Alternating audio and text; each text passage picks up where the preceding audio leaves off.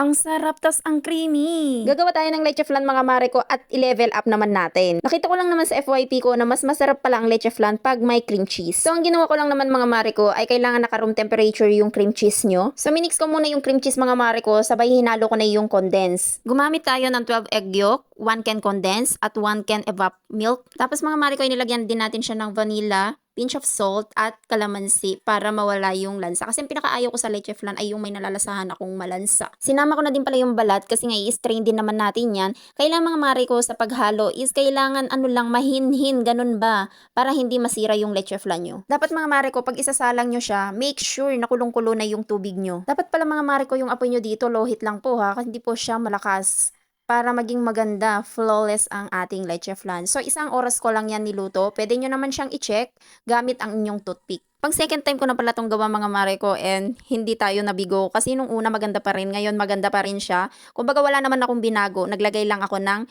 cream cheese pero optional yun kung gusto nyo.